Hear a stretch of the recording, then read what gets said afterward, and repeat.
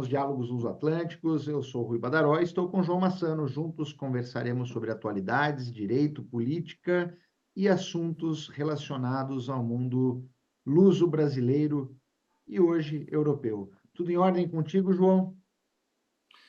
Tudo em ordem, Rui. E contigo aí em Sorocaba também tudo bem? Aqui caminhando, tudo em ordem. Aqui aproximamos-nos do inverno, as temperaturas começaram a cair bastante, mas como vivemos uma época de mudanças climáticas, João, o clima está um tanto estranho. Hoje, na faixa dos seus 15, 16, 18 graus por aqui, no Já centrão de agora, São Paulo. pegando nas alterações climáticas, e uma vez que em Portugal continuam a chegar imagens do Rio Grande do Sul, como é que a situação está no Rio Grande do Sul e quando é que se prevê o controle da questão das inundações? Ou não há previsão ainda? Ah, não, ainda não há uma previsão propriamente dita, João, porque, notadamente no Rio Grande do Sul, as chuvas perduram e se de um lado há uma melhora em Porto Alegre, em outros sítios, em outras cidades, acaba-se por ver chuvas fortes, as barragens chegando no limite e as enchentes continuam. E é bastante importante observar também que os sistemas de contenção de água, as bombas, em tal cidade tem 20 e tantas bombas, mas só metade funciona. Na outra, nem a metade funciona, e aí por diante. Então, nós estamos ainda dentro de um cenário caótico, e todos os dias, nos telejornais, nas redes sociais, é possível acompanhar as mazelas enfrentadas pelo povo gaúcho, né? Existem pessoas que já estão há praticamente 30 dias vivendo em abrigos, e isso é assustador.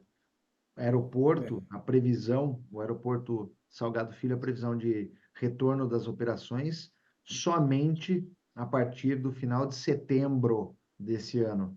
E é um aeroporto internacional.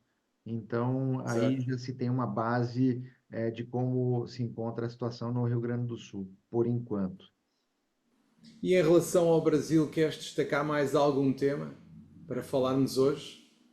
João, há um único tema ainda dentro dessa temática ambiental, mudanças climáticas, que saiu hoje, né? Noticiaram hoje, que dá conta de que, diferentemente do que o mundo noticia e tem ideia, né, que seria sempre a Amazônia, né, o bioma mais desmatado, é interessante observar que, sob este atual governo, o Cerrado passou a Amazônia e se tornou o bioma mais desmatado, segundo um estudo recentemente elaborado. Ou seja, a área desmatada do Cerrado equivale aproximadamente a 61% de toda a perda vegetal do Brasil no ano passado. É um número bastante grande, João. É assustador, é assustador. E aconteceu mais alguma coisa no Brasil que queiras destacar ou nem Não, por isso? em Não? princípio, vamos ficar na esfera ambiental hoje, né? E deixar para os próximos diálogos tratar de outros assuntos. E daí eu devolvo a bola para ti, já perguntando como estão os preparativos aí para as eleições do Parlamento Europeu que se avizinham? Eu diria que em Portugal continua a tentar tirar as ilações das eleições europeias no sentido de serem já um primeiro teste ao governo. Eu preocupar-me antes com outra coisa, mais com a expressão que os polos e os extremos podem vir a atingir no Parlamento Europeu. Porque de facto é sintomática toda esta polarização, todo este extremismo a que vimos assistindo em Portugal e na Europa relativamente à política, às posições e tudo o que tem vindo a ser defendido em todo lado, porque o que nós assistimos é que cada vez mais deixa de haver um terreno moderado, uma zona moderada, porque as pessoas moderadas já não dizem nada, limitam-se a assistir à troca de insultos e de outras coisas entre os extremos. Tanto que, por exemplo, nós em Portugal tivemos aquela situação imputada à extrema-direita, que foi o ataque a imigrantes no Porto. E a semana passada também tivemos o ataque à fachada de um jornal que é o Observador, que foi feito por grupos que acusaram o Observador de ser fascista, de ser um jornal fascista, de direita. Eu pergunto-me como é que é possível isto acontecer em Portugal e ainda por cima ser gravado pelos autores do ataque à fachada do Observador, como se Nossa. fosse um grande evento. Eu acho que estamos todos a perder um bocadinho a noção e também pergunto outra coisa, que era se o ataque tivesse sido feito a um jornal de esquerda e se tivesse acontecido exatamente a mesma coisa com esse jornal e o ataque fosse ao contrário, se a forma como fosse, o seu tratamento ocorreria seria exatamente igual à que foi dada ao ataque que foi feito ao Observador, que infelizmente praticamente não teve umas repercussões, mas não teve tantas quanto eu achei que poderia ter tido, porque sempre que se responde a palavras com agressões, insultos e ataques e agressões físicas, eu diria que acaba por se perder a democracia e a essência da democracia. Eu diria que se não existir uma inversão forte do que estamos a assistir, o que vai acontecer é que a própria democracia está claramente em risco com este tipo de atitudes e de extremismos que vão acontecendo de parte a parte, porque as pessoas que têm uma posição mais moderada não falam, não aparecem. Quem se ouve mais são aqueles que gritam, aqueles que insultam, aqueles que atiram pedras, aqueles que aparecem nos jornais porque fizeram algo que de facto chama a atenção. Faz lembrar aquela situação de que quando nós olhamos para tudo o que se está a acontecer à nossa volta, nós ficamos sempre um bocadinho convencidos que os extremos dominam a sociedade, e não é verdade. Ainda são uma minoria. O problema é que são uma minoria tão ruidosa que parece que é a maioria. E isso é um tema que eu acho que também deverá acontecer no Brasil, não é? Sim, aliás, sobre isso, preocupa-me bastante os ruidosos, porque justamente pela balbúrdia que fazem, levam muitos a crer que eles representam a maioria, quando na verdade isso não é verdadeiro. E, João, eu tenho acompanhado, de certa maneira, com certa distância, as eleições, do parlamento que se avizinham, e lido algumas notícias de que, se a tônica em 2019 era a questão das mudanças climáticas, nesta eleição, isso não tem sido, verdadeiro. Mudou, a tônica, a verve aí, do mote de campanha dos candidatos, notadamente por conta aí da guerra da Ucrânia, a questão da inflação, o endividamento, a própria crise agrícola que nós vimos aí ao longo do ano passado, e de certa maneira, o medo e a insegurança existente que levam, né, direcionam, de certa maneira, para discursos extremistas, anti-imigração, e de pautas, né, que são extremamente conservadoras. É isso mesmo? O problema, eu diria que o tema mais quente das eleições europeias acaba por ser mesmo a imigração, porque a questão da imigração é aquela que mais aquece os ânimos em Portugal, porque já foi algo que foi muito falado pelo Chega, e o que nós assistimos é que, ao contrário do que nós esperávamos, que depois da substituição do CEF pela AIMA tivéssemos um período de acalmia em relação à imigração, não tivemos, porque houve já uma mudança na AIMA, ninguém sabe muito bem como é que as coisas vão continuar, a AIMA funciona cada vez pior, e pior ainda, não há um assumir claramente da questão da imigração como um tema fundamental e essencial relativamente à definição do que se pretende, porque a questão aqui não é ser contra ou a favor da imigração. Eu acho que as pessoas neste momento são contra a percepção que lhes é passada, que é há imigrantes a mais, há coisas que não se justificam, há situações que não são claras para ninguém. E ao fim e ao cabo, o pior de tudo ainda acaba por ser o facto de termos muita gente a viver na rua em Lisboa. E isso dá uma visibilidade à questão da imigração que não teria de outra forma.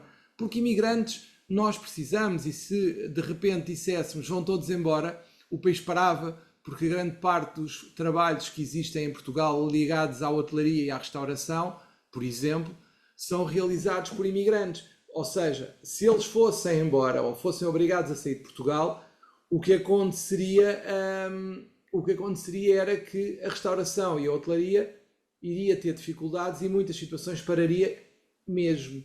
E isso é um tema que é preocupante e que tem que haver diria eu, um olhar de frente, uma abordagem frontal da imigração e dizer o que é que nós precisamos, quais os requisitos para entrar e não deixar entrar toda a gente a coberto de uma, diria eu, vontade de ter portas abertas e de sermos pessoas simpáticas que recebem toda a gente em Portugal.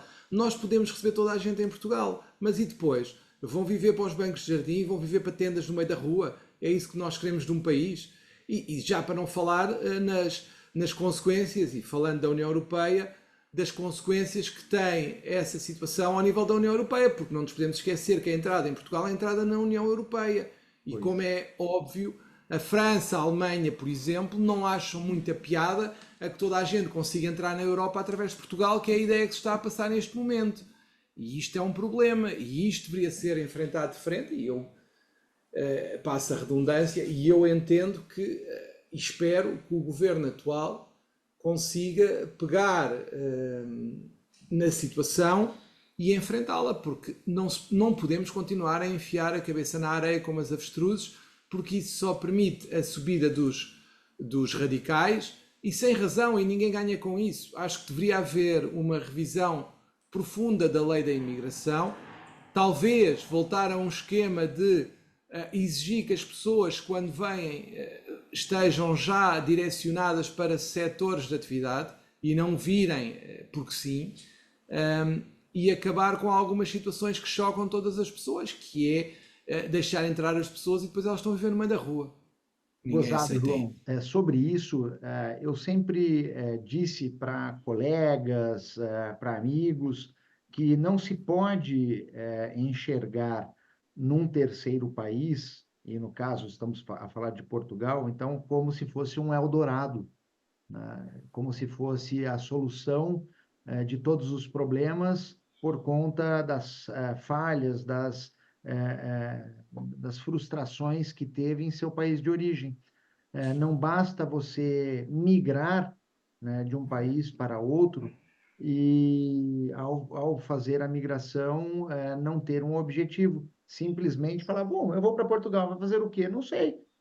Vamos estabelecer lá, mas vai atuar com o quê? Ah, não sei. Mas vai trabalhar aonde? Não sei.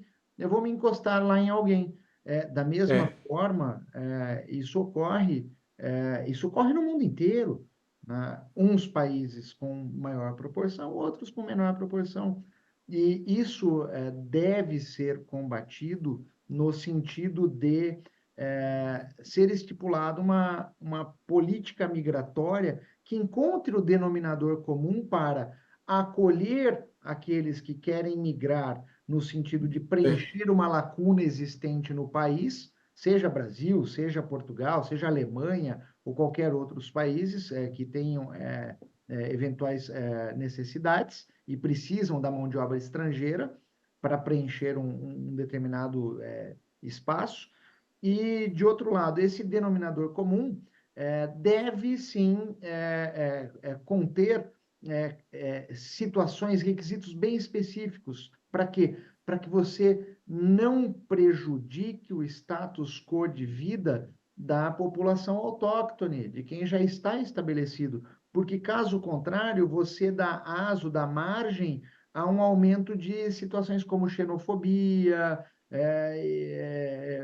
brigas ou discursos antimigratórios. É isso que deve ser evitado. é, é verdade, é verdade.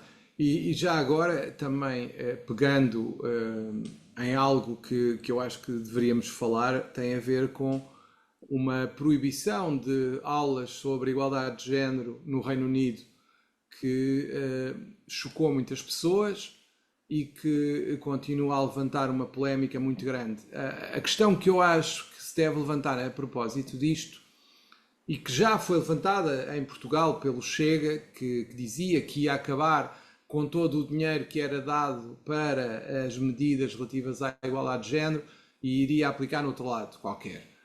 A grande questão que se coloca aqui para mim é esta: será que este tipo de leis sobre a igualdade de género, da forma como têm vindo a ser lecionadas, não são a imposição a uma sociedade que maioritariamente não está ainda preparada para isso? Parece-me, pelo que eu tenho ouvido, a imposição de cima de uma educação aos filhos das pessoas que não estão preparadas para isso, contra a vontade dos próprios pais. E isso faz sentido? Ou seja, é o Estado que agora vai ser pai de todas as crianças e dizer o que elas têm e não têm que aprender? É perigosíssimo este tipo de situações, porque isto conduz a uma clivagem no seio de uma família, uma instituição que de si já está, como nós sabemos.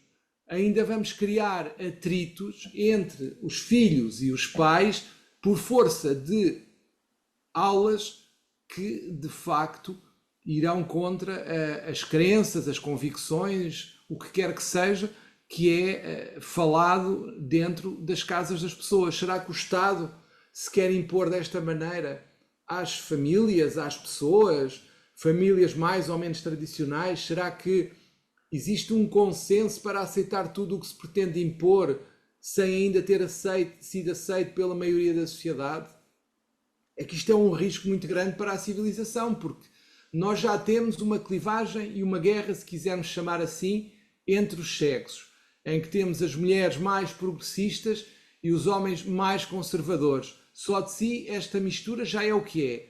Depois vamos criar uma clivagem entre as crianças e os pais, as mães, os dois pais, as duas mães, o que quiserem, porque vão estar a aprender coisas que são contra aquilo que são os princípios da sua casa. E fará sentido que o Estado entre desta maneira na casa das pessoas? Eu tenho muitas dúvidas, porque isto é ainda mais desagregar uma sociedade que já está completamente desagregada em muitas situações.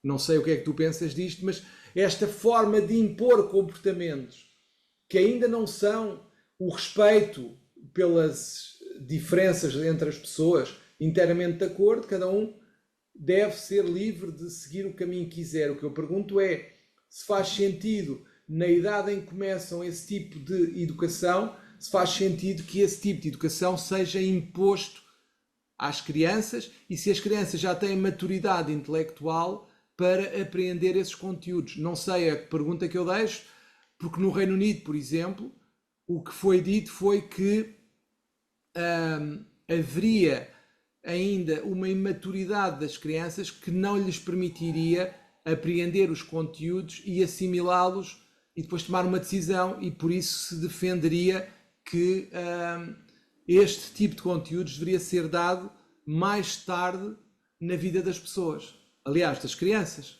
Não sei o que é que tu pensas sobre isto, mas isso é um tema que me preocupa bastante. João, eu penso na mesma linha que você, de forma coincidente, para variar, mas esse é um tema bastante preocupante e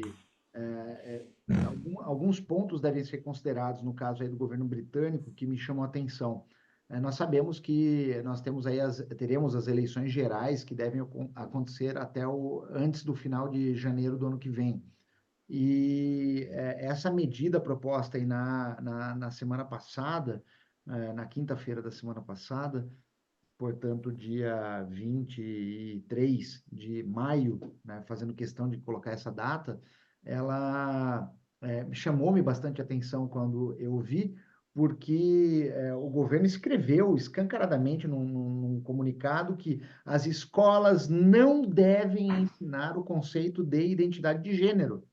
Uhum. inclusive dizendo que seria uma teoria controversa. E depois, no mesmo dia, no final do dia, né, no final da quinta-feira, a ministra da Educação, a Gillian Keegan, ela, numa rede de televisão, não me recordo qual, ela falou exatamente nesse sentido, que existem muitas opiniões controversas sobre essa questão da identidade de gênero, ideologia de gênero, e daí, na esteira desses comentários, vêm as propostas de proibir educação sexual para crianças, pela justificativa de que supostamente não teriam a maturidade mínima necessária para que ensinassem assuntos relacionados à educação sexual, né, de modo que somente a partir do equivalente ao ensino médio aqui no Brasil é que Sim. seriam oferecidas aulas sobre orientação sexual, mudança de gênero e discussões similares. Isso preocupa-me muito, pois o Estado está a direcionar a educação das pessoas, promovendo uma clivagem, como você bem colocou, mas ultrapassando a célula máter da sociedade, que é a família, independentemente do conceito de família, tá? É, e sabes o que me preocupa mesmo é a questão de ter já ouvido situações de clivagem pai-filho, ou mãe-filho, ou pais-filho, por causa deste tipo de situações. E não sei até que ponto isso será bom para a sociedade num seu todo. Não sei, tenho muitas dúvidas. Estas clivagens que se vão criando dentro da família, que já de si, não, as relações internas já têm sido e estão cada vez mais tumultuosas. Ainda estamos a acrescentar, através da escola, um potencial de litígio que poderá ser complicado de gerir para os pais, acho eu. O aumento, me parece que pode ser exponencial, de brigas e discussões que possam se exasperar. E outro ponto, e o que é gozado, né, volta novamente ao que falávamos no início dos diálogos de hoje, no sentido de que sempre que há situações de crise, situações em que há medo e insegurança e os extremos afloram, né, os Sim, discursos e as pautas extremamente conservadoras ressurgem com uma força que é quase inimaginável, de sim, modo que parece-me, né, as pessoas, a sociedade de modo geral, querem buscar no porto seguro do conservadorismo as respostas para as falhas, as frustrações ocorridas no passado. Mas eu não sei o que poderá ocorrer dentro desse cenário, porque se hoje é no Reino Unido, amanhã pode ser no Brasil, em Portugal, como foi no governo passado essa discussão aqui no Brasil. sim. E isso chega, por exemplo, chegar ao poder em Portugal, tenho a certeza que também vai no mesmo caminho. Com Portanto, certeza. também vai acontecer o mesmo. Bem, Rui, penso que por hoje é tudo, não é? Sim, E creio que a promessa de voltarmos na próxima semana mantém-se e penso que poderás encerrar a partir do Brasil. bom, obrigado, João. E esses foram os diálogos luso-atlânticos, um bate-papo descontraído sobre atualidades, direito, política e uma visão que nós, Rui Badaró e João Massano, meu querido amigo, temos sobre o mundo. Um abraço, João. Um abraço, Rui.